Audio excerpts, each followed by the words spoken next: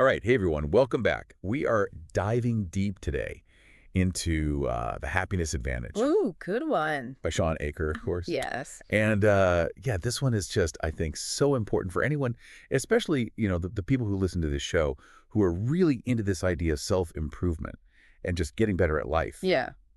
Um, because this book kind of flips the script, right? Yeah. It's all about positive psychology and the Mm. idea that happiness fuels success. Yeah, it's not the I'll be happy when. Right. Not like, oh, grind, grind, grind, and then you'll be happy. Like, Right. no, it's kind of the other way around. Yeah. And he uses all these really cool examples from like Harvard students to school children in Soweto, Mm-hmm. even the Dalai Lama. He's got a Right. lot of different perspectives in this book.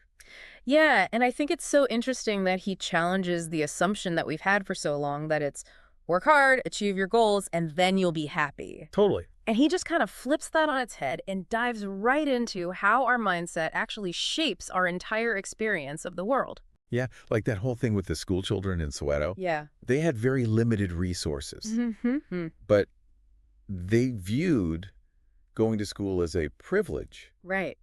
And it really, you read that and you're just like, huh, Yeah. maybe I should rethink how I'm looking at things. Exactly. And then you contrast that with the Harvard students Oh, yeah. who have all this opportunity, Lots of resources. and yet they're so stressed out. Right. So it really highlights how much our perception of our circumstances actually impacts our level of happiness. Yeah, it's not really about what you have. It's more about how you VW things, right? Exactly. And I think that's where Acre really hits on something important with this whole cult of the average thing. Oh, yeah, that's a good one. He's basically saying that traditional psychology has been kind of obsessed with this idea of the average person. Mm-hmm. And in doing so, it kind of misses out on all the unique potential that individuals have. Right. So instead of asking, what does the average person do? We should be asking, what can this person achieve? Precisely. And he uses all these different examples. Like, think about how reading is taught. Right. It's often geared towards the average student, right? Mm-hmm. Which means it leaves out the people who learn faster Yeah. or the people who learn slower, even though they have just as much potential. Right. It's kind of wild when you think about it. It is, and it really makes you wonder how many outliers have been overlooked Oh, for sure. because they didn't fit into that expected norm. Totally. And Acor makes this really interesting point that happiness itself is actually a key ingredient for unlocking potential. Like, how so? Well, he uses the study about doctors and making diagnoses, Okay. and it's pretty wild. I'm intrigued. So some of the doctors in the study were given lollipops. Lollipops. Okay, now I need more context. Right. Like, what were they hoping to discover by giving doctors lollipops? Well, they wanted to see if a little boost of happiness, like a positive emotion, would actually impact their diagnostic abilities. Interesting. And guess what? The doctors who got the lollipops were actually better at making accurate diagnoses. Right. They were more creative. They were more open to different possibilities. So a simple lollipop, I know, right? like, changed their thinking. It's the happiness advantage at work. Wow, I love that. So it's not just about feeling good. It's about equipping us to handle those tough situations. Yeah. And he talks about this concept called the undoing effect Okay. of positive emotions. And there's this experiment where people had to give stressful public speeches. Oh, gosh, yeah. But right before they gave the speech, they were shown different video clips. Okay. Some were funny, some were neutral, some were sad. I have a feeling I know where this is going. Right. What do you think? The funny ones had a better outcome. You bet. The people who watched the joyful clips, they recovered from that stress so much faster. Their heart rate, their blood pressure, everything returned to normal more quickly. That's amazing. They just felt less anxious overall. It's really showing that positive emotions can actually counteract those negative impacts of stress. Exactly. So it's not just about feeling good. It's about equipping us to handle those tough situations. Exactly. And so this makes you wonder, right? How adaptable are our brains? Right. Can we train ourselves to be happier? Mm-hmm. And Ochre kind of digs into this whole concept of neuroplasticity using this really captivating story. Oh, I love a good story. Me too. It's about the okapi. The okapi, what is that? So it's actually a mammal. Okay. And for a long time, Western scientists dismissed it as a myth. Really? Yeah, they thought it was like this made-up creature, like a zebra crossed with a giraffe. Okay. Even though the native people of the Congo were like, no, this is a real animal. Wow. And they had descriptions and everything, but the scientists were like, nope, not buying it. That's funny. Right.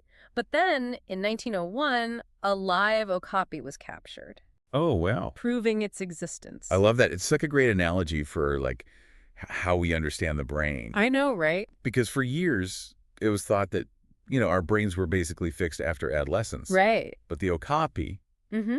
and later, studies on London taxi drivers Oh, yeah. really revealed how adaptable our brains truly are. Yeah, the taxi driver study is like a classic example of neuroplasticity in action. Tell me about it. So researchers found that London taxi drivers Hmm. who have to memorize this incredibly complex map of London. Right. It's like a maze. It is. It's crazy. They actually had larger hippocampi than average. Wait, what's the hippocampus? It's the brain region that's responsible for spatial memory. Oh, okay. So basically, their brains physically changed Wow. based on their job. That is so wild. Like, it means we're not limited by the brains we're born with. Right. We can actually shape them through our experiences. Exactly.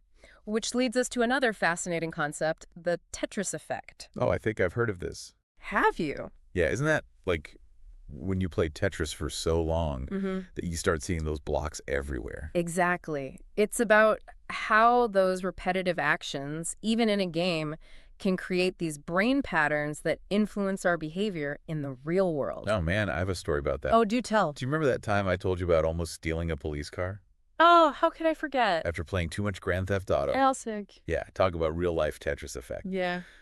I had been stealing cars in the game for hours, and when I walked outside, my brain hadn't quite switched gears yet. Wow. Thankfully, I snapped out of it before things went too far, but That's a close one. yeah, it was. But it really does speak to the power Oh, yeah. of those repetitive actions to influence our behavior, even if they are just in a video game. Right, and it can be scary. It can be.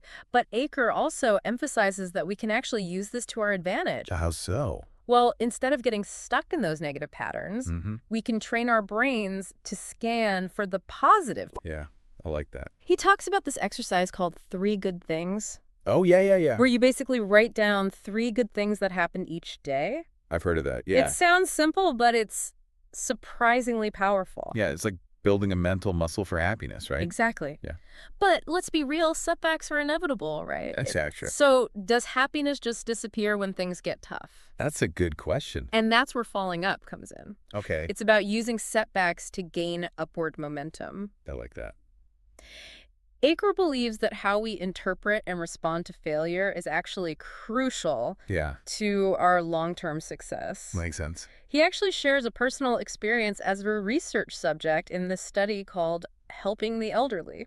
Helping the elderly, it sounds harmless enough. Right. What was the catch? Well, he had to navigate this really complex maze. Okay. But instead of helping him, the researchers kept making it harder. Oh, no. I Yeah, know, right? that's like the opposite of helping. It really messed with his sense of control and his ability to succeed. Yeah, I can totally relate to that feeling of being stuck, Yeah, like hitting a wall. exactly. It's so frustrating. It is. And this experience actually led Achor to this whole concept of learned helplessness. Learned helplessness. Yeah, there were these experiments with dogs. Oh, no, I don't like this already. Where they were repeatedly exposed to these electric shocks. Oh, jeez. And there was no way for them to escape.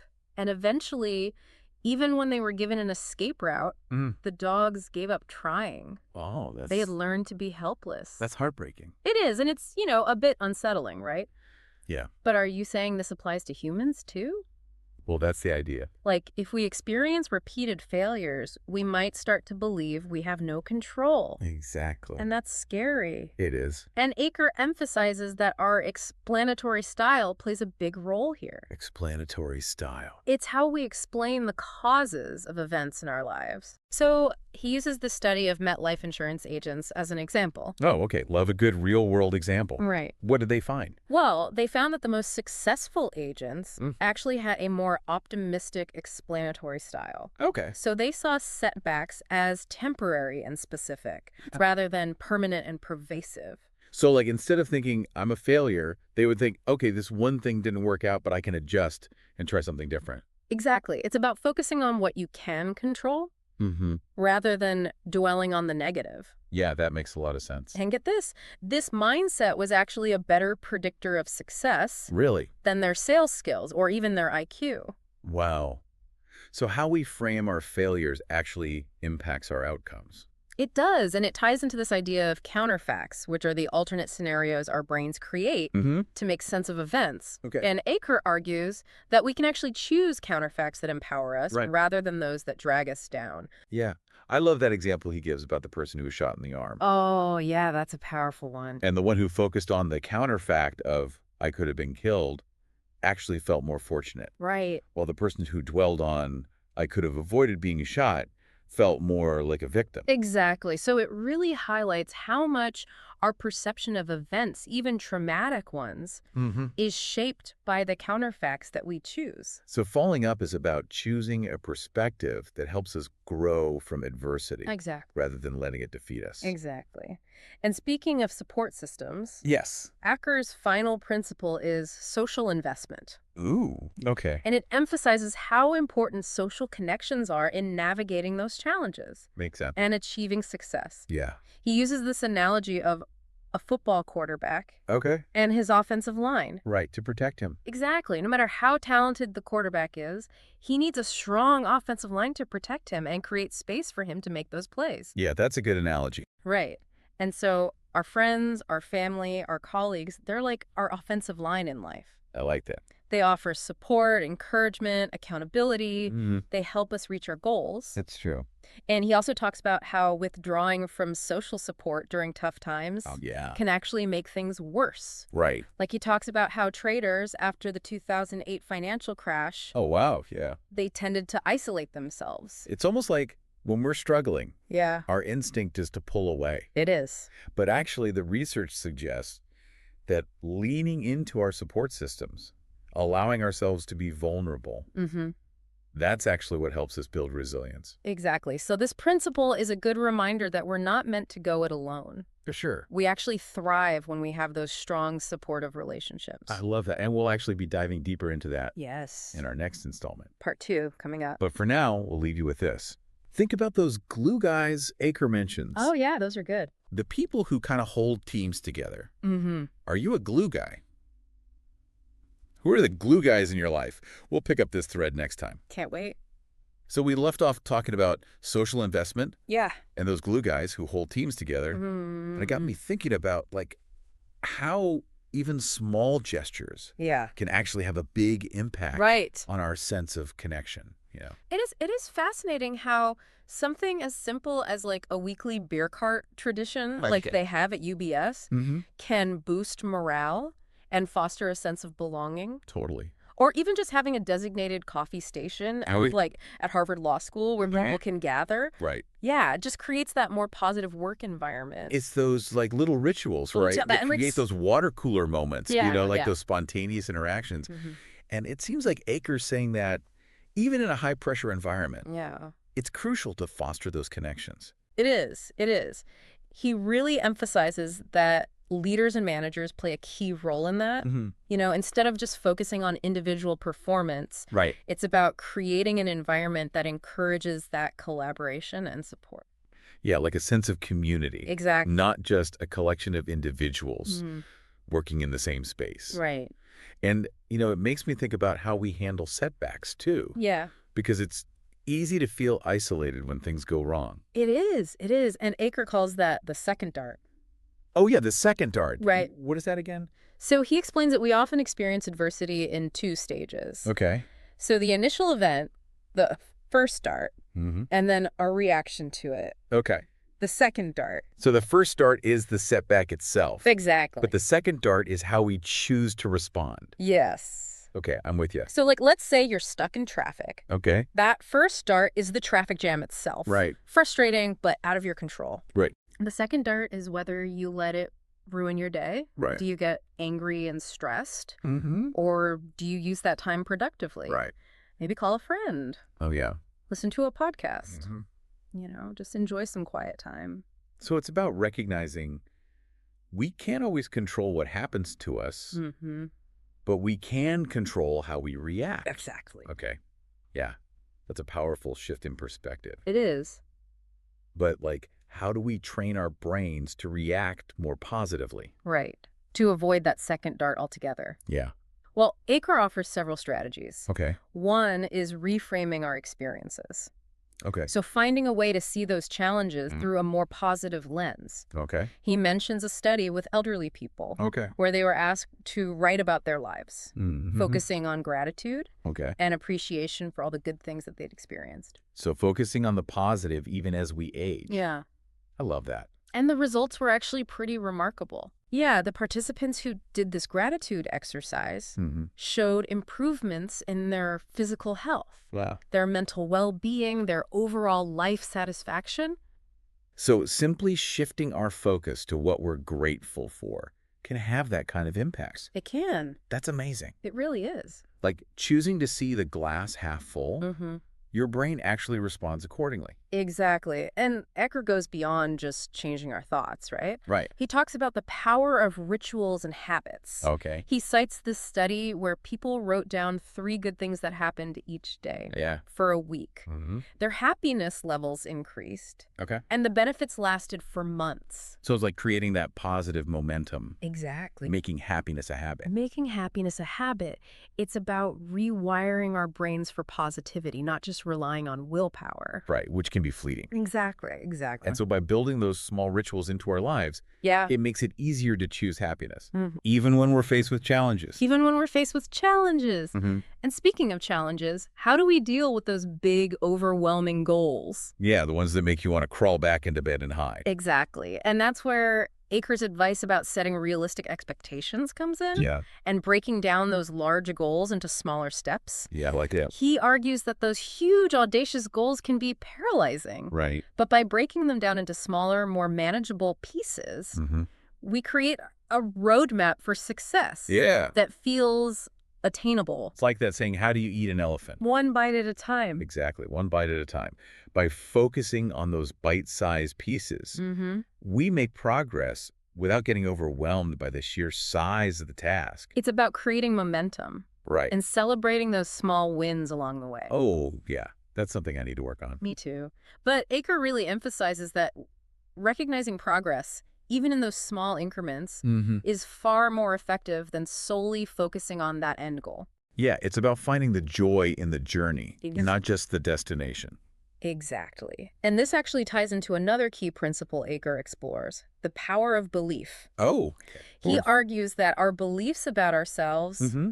and our abilities can actually have a significant impact on our performance. It's like a self-fulfilling prophecy, right? Exactly. If you believe you're going to succeed, you're more likely to put in the effort Mm-hmm.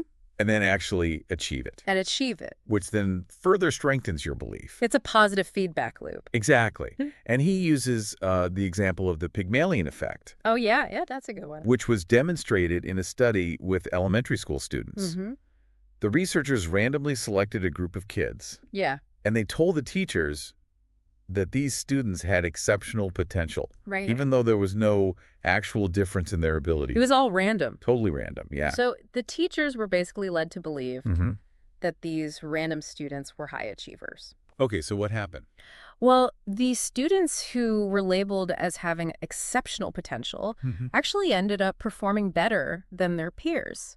Wow. Yeah, so the teachers, believing in those students' potential, Right. subtly changed their behavior toward them. Oh, interesting. They gave them more encouragement, more attention, more challenging tasks. So the students' performance was influenced by what the teachers believed, Yes. not their actual abilities. Exactly. Wow, that's crazy. It shows how much our beliefs, even those held by others, Mm-hmm. can shape our reality. It's a powerful reminder that we can positively influence others Mm, by believing in their capabilities. yeah, And it circles back to the importance of those supportive relationships we were talking about. like for sure. It's about creating a culture where people feel supported, Mm-hmm. encouraged to grow and thrive. Totally, totally. And it makes you think about how we often focus on competition, Oh, yeah. like being the best, Yeah. rather than collaboration and collective success. Right, and Achor really challenges that individualistic view of success. He does. He argues that happiness isn't a zero-sum game, Right. where one person's success Mm-hmm. comes at the expense of another. Yeah. He's proposing a more collaborative approach Right. where we all have the potential to succeed Mm-hmm. and contribute to a greater good. It's about fostering a mindset of abundance. Yeah, I love that. recognizing that there's enough success to go around. Yeah, that's a powerful message, especially in a world that often feels so competitive and divided. It is. It requires a shift in perspective. Mm, Instead of viewing success as something we achieve at the expense of others, yeah, we can see it as something we create together exactly. through collaboration, support, a shared belief in each other's potential. So it's not just about individual happiness. Right. It's about collective well-being. Achor's advocating for a kind of ripple effect Mm. where one person's happiness can inspire and uplift those around them. And this leads us to another fascinating concept Achor explores, Okay, hit me with it.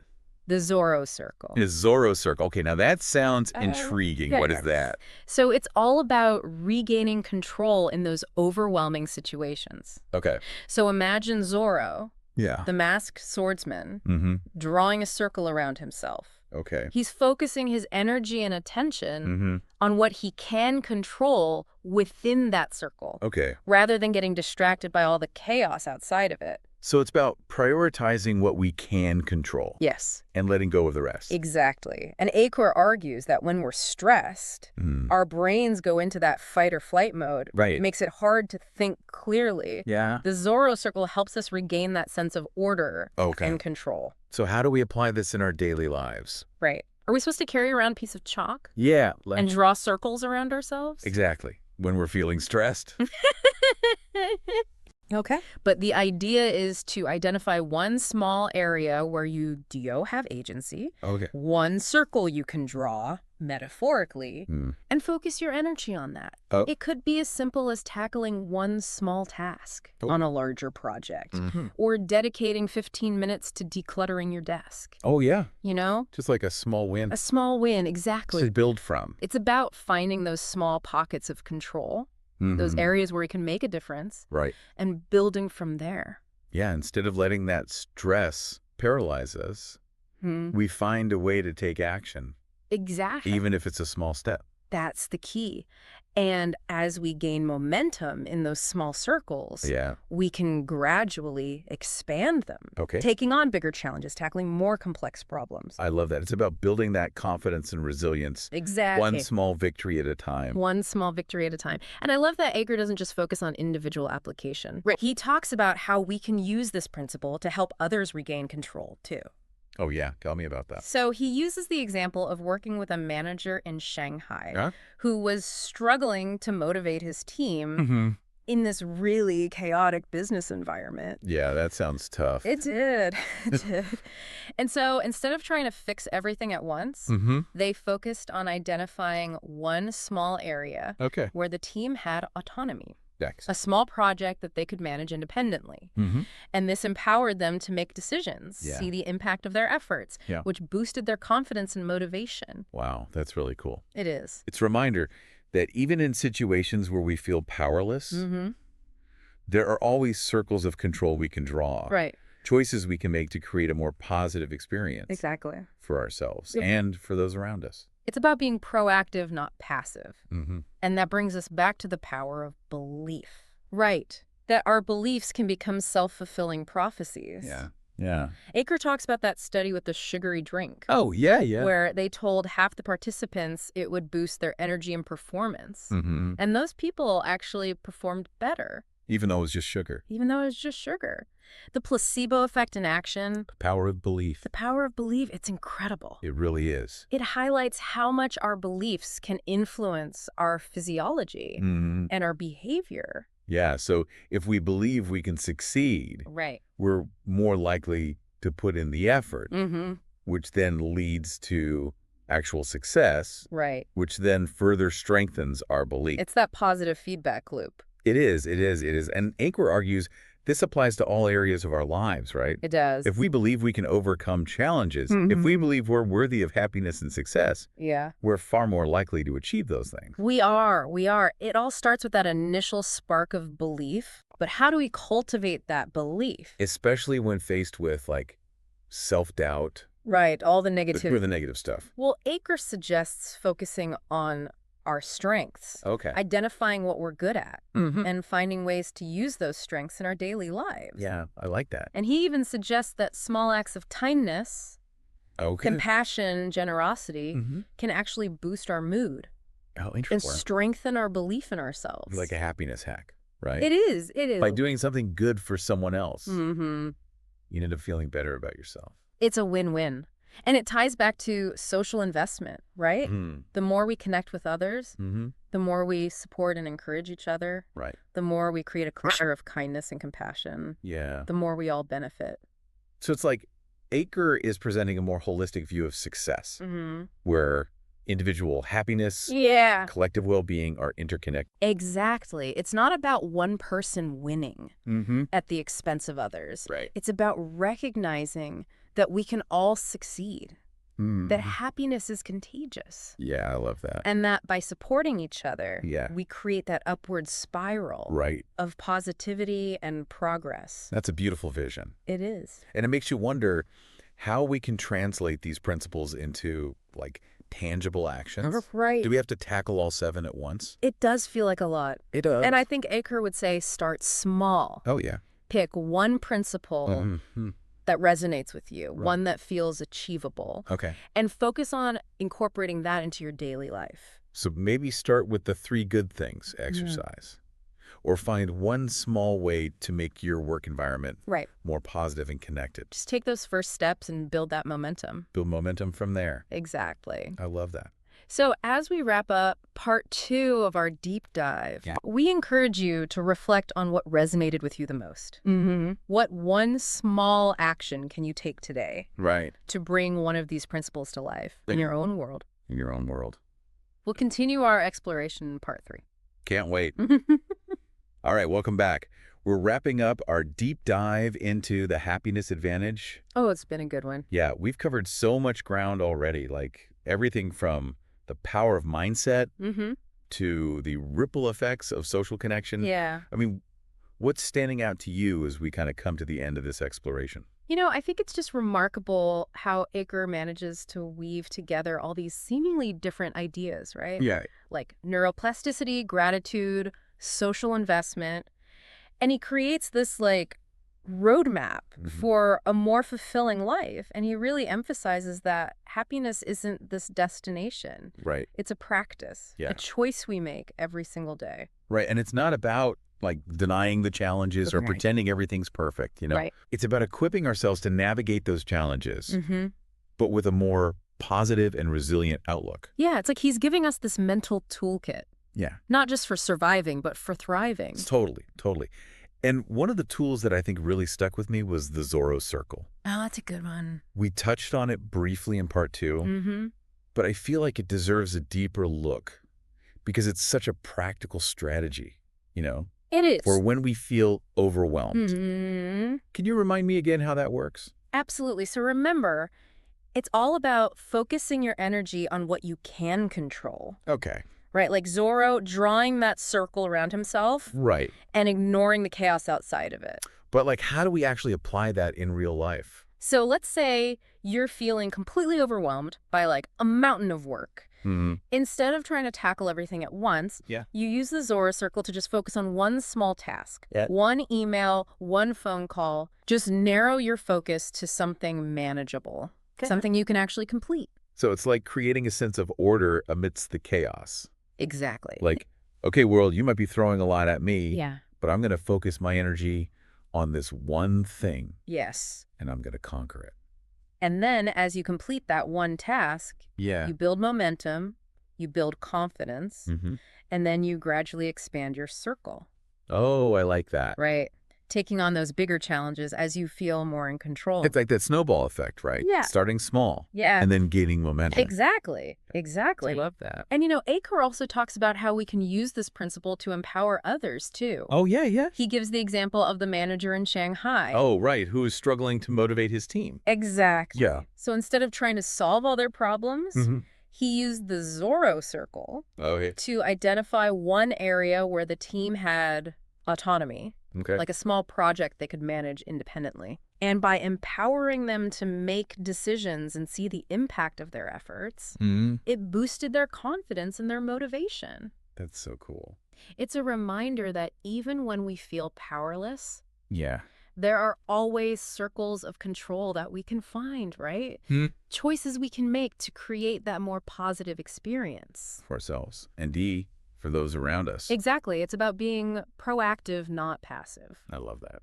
And, it brings us back to the power of belief. That idea that our beliefs can become those self-fulfilling prophecies. Yeah. Like that study where they gave people the sugary drink. Oh, yeah. So half of them, it would boost their energy. And those people actually performed better. It's amazing how much our beliefs can shape our reality, isn't it? It really, really is. Yeah. So, it kind of highlights the importance of cultivating those positive beliefs. Absolutely. Not just about ourselves, but also about others. Exactly. Remember the Pygmalion effect? Yeah, with the teachers. With the teachers and the students. It shows that if someone believes in us, if they see our potential, yeah, it can unlock possibilities we might not even realize are there. That's so powerful. And it makes me think about social investment. It does. Right? The more we connect with others, the more we support each other, encourage each other. Yeah. We're creating this culture of belief and possibility. Absolutely. It's not just about individual happiness. Right. It's about collective flourishing. Yeah, happiness isn't a finite resource. It's not. It's something we can generate and share. Yeah. And in the process, create a more positive and fulfilling world. I love that. That's a beautiful way to put it. It's like recognizing that our well-being is interconnected, that when we support each other, we all rise together. We do. So as we officially wrap up our deep dive into the happiness advantage, what's the one key takeaway? Ooh, that's a good question. That you hope our listener walks away with today? I hope they feel empowered to choose happiness, not as a destination, but as a practice, a way of being in the world. I love that. It's about making those small conscious choices every single day. Yeah. To cultivate that positivity. Right. Build resilience. And invest in those meaningful connections that make life so much richer. Totally. And fulfilling. It's like recognizing that happiness is a skill we can cultivate. A muscle we can strengthen. Yeah. And while there's no magic formula, Achor does give us a powerful set of tools and strategies to work with. He does. And it's not just for us, but for those around us. Right? It's a good reminder that we're not just passive recipients of happiness. No. We're active creators of it. We are. Which is so empowering, especially in a world that often feels so chaotic and uncertain. Absolutely. So to our listener out there, as you go about your day-to-day, remember these principles we've explored, the stories that we've shared, the science behind it all, and ask yourself, what small step can you take today to bring a little more happiness into your world? That's a great question. It might seem insignificant, but remember, even the smallest ripples can create waves of positive change. Love that. Thanks for joining us. It's been fun.